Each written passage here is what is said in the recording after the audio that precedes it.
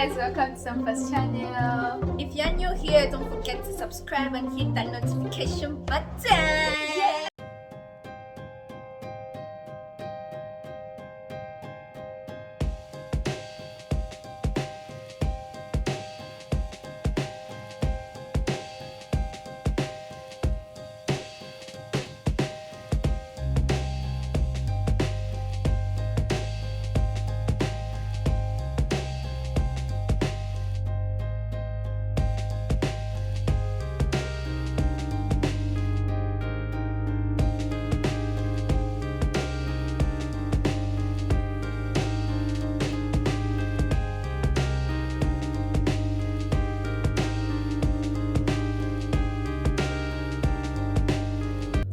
Yo, what's up YouTube? How you guys doing? Hope you guys are good. Hope you guys are living right. Welcome back to my YouTube channel. If you're new around here, make sure you hit the subscribe button and turn on that notification bell.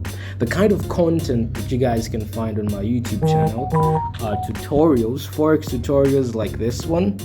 I try out different kinds of strategies with indicators sometimes, just using the skill of price action, just using all these different kinds of forex trading skills in order for me to come up with a strategy, try it out, and if it's working, I always produce it and then I put it up on my YouTube channel for my fellow traders to also try, because everybody knows trading forex is not as easy as it looks. So there is a lot involved actually. So in this video, I'm showing you guys the strategy of my previous video where you can ride the candlesticks. All right, you ride the candlesticks and make some profit and cash out. Again, in my previous video, I'm sure if you guys did not watch that video, please just go watch that video. I don't think I'm going to repeat anything I said in that video in this video. This video is basically just about the setup and how to go about it. So this right here below is the setup. As you guys can see, I'm using indicators, but not just that. I'm also using the candlesticks, but of course you need to learn how the candlesticks work in order for you to be familiar with the different kinds of patterns that they're making. So I'm using the candlesticks for more confirmation. I'm also using this strategy below. Okay, so how do I put up this strategy or this setup? So it's pretty easy. The first thing I do, I come to functions there. The main chart, you put your relative strength index. Okay, relative strength index is the first thing that you put, and these are the different kinds of parameters that the relative strength index has, or that I've put up on. Period is 1, apply to close, tau is 3 pixels, and then the levels, I have about 3 different levels if it comes to the relative strength index. Now we have 90, we have 80, and then we have 10. You could put them in different kinds of descriptions as you wish, but the 90 is basically the overbought, the final overbought level.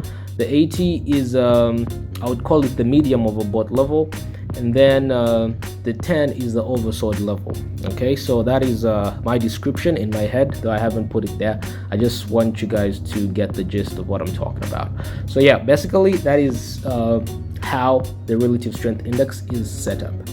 Apart from that, when you set up the relative strength index, you press done. Of course, for me it's already there, so I don't need to do that. And then on the relative strength index, what I basically do is I click on the little F plus, the second F plus where it says indicator window 1, the function plus. When I click that, I press the moving average. I click on the moving average. Immediately I click on the moving average. These are the different kinds of parameters the moving average is going to have. The period is 10, the shift is 0. The method is simple. Apply to close. The style is 3 pixels. It has no levels, and time frame has 0. Time frame 0. You can use it on any kind of time frame. Though in this case, I'm trading on 1 minute time frame. Okay. So that is what you need to do with the moving average. Immediately you press done. This is how it's going to appear, like the one at the top. You see the one at the top here? Let me just do this real quick.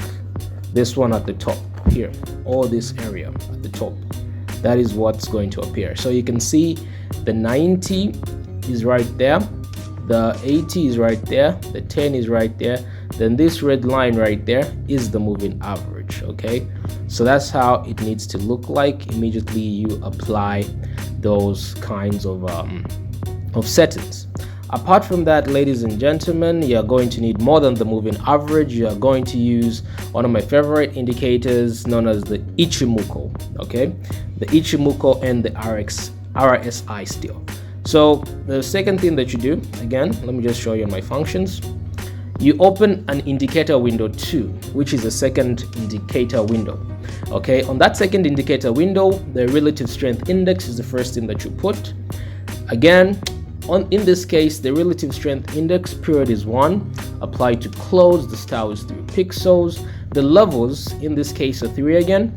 Just in case you didn't know, MetaTrader 5, the updated version of it, or most phones actually, you can add about 5 descriptions, but you only need 3 descriptions in this case. So 80 is the first description, 15, and then 90 being the least description. So 80 basically simply means medium oversold, and then 90 means fully oversold. Overbought. 80 is the medium overbought, 90 medium overbought, and then 15 is the oversold. And then the pixel is 1. You can put it in any color you feel like putting it. Okay, so once you do that and you press done, it's going to look like this. Okay, it's going to look like this. Let me get my marker again. So 90 there, 90 there, and 15 below.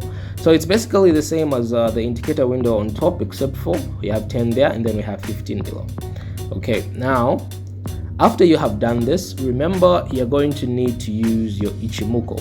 So you go back to functions, let me show you. So on your indicator window 2, what's going to be accommodated with the relative strength index is an indicator known as the Ichimoku Kinko-hyo or Kinko-yu. I don't know how you pronounce that. So you click on that real quick, and then you put the settings. Okay, so for Ichimoku Kinko-hyo, these are the parameters. 999, you do not fill in this little box, just leave it as it is. And then if your chart is white, this is what you do. On the styles below, you have 3 pixels in red, 3 pixels in blue, then the rest are white. Okay, because my chart is white, I don't want those lines to show on my graph. Okay, so that's the reason why I'm putting the white color. If they're black like these, if your chart is black, you put black. If they're white, you put white. Immediately that is done, ladies and gentlemen, you press done, and then your chart is basically going to look like this. Okay, now as you guys can see, I'm already in a trade. I'm already currently trading. But then I want to show you guys something. As you guys can see, it just spiked. Okay, it just spiked, and sorry about that real quick.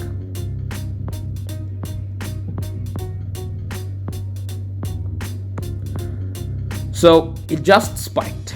Okay, it just spiked. Now what's making me feel so comfortable, in the sense that it might not spike even higher, so high that I basically lose my money or my profits as it is.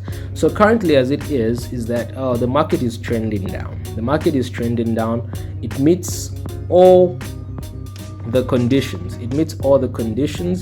As well as that's the first condition, that's the third condition, then the fourth condition is this here that I haven't explained to many people. You look at the candlesticks. This is a bull market, meaning the spikes are spiking up.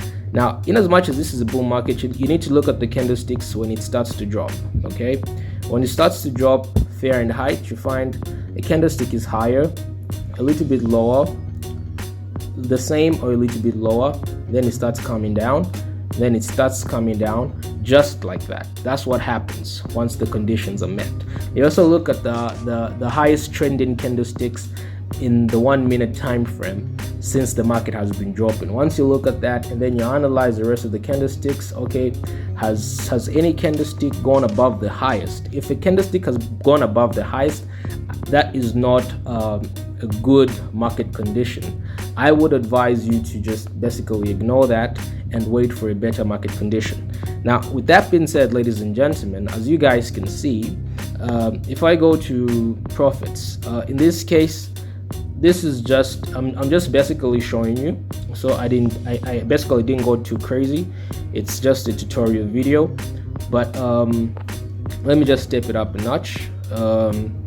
When you have the market coming down again, you need to have your own trading plan. Trading plans are very, very, very, very important. I say this all the time. If you don't have a trading plan, you're not a forex trader. Honestly, you're just a gambler. That's what I would call you.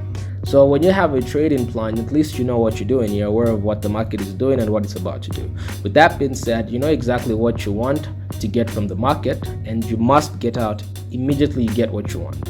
So in other words, if your target is $10 a day, you have a small account, let it be $10. Don't go beyond that. Have a life beyond forex trading. You know, get your $10, go do something else with your life. You've made your money on that particular day. If it's $100, same thing. If it's $1,000, $10,000, whatever it might be, have a target, because targets depend on how much you have in your account actually. So when you have a huge amount, $10,000, $11,000, whatever $1,000, maybe your target is $1,000. Okay, your lot sizes are different, then your targets are also different. So with that being said, ladies and gentlemen, that was the video for today. Hope you guys enjoyed it. If you find any value in this video, make sure you hit the subscribe button, turn on that notification bell, follow me on my Instagram, and share this video if you found some value. With that being said, stay blessed. Good afternoon.